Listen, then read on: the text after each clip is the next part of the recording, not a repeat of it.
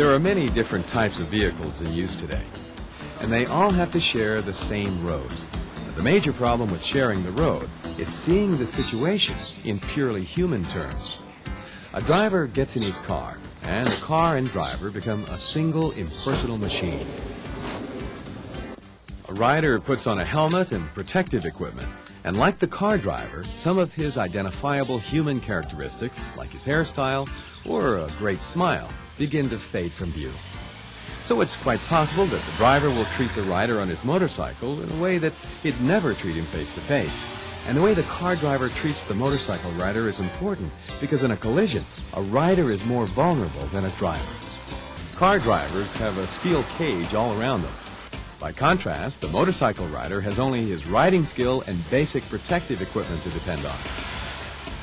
But these very different vehicles share the same road.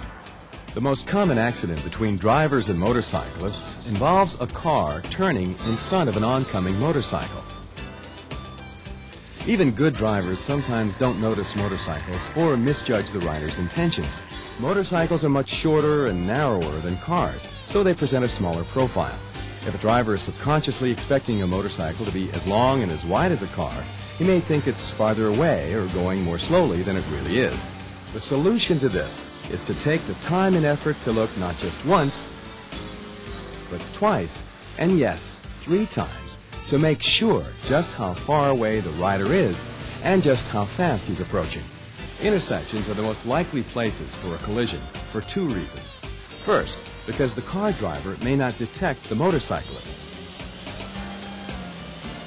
Second, if he does see the motorcyclist, the car driver may make a wrong interpretation of what the motorcyclist is doing.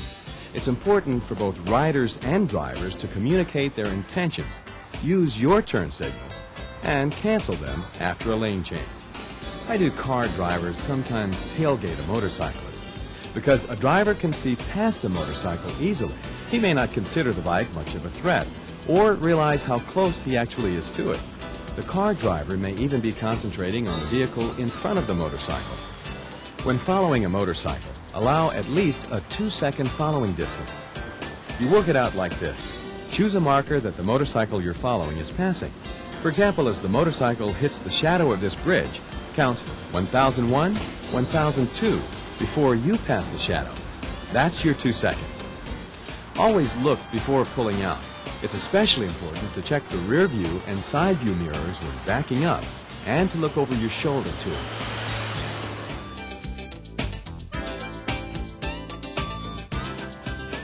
Now that you understand motorcyclists a little better, share the road with them.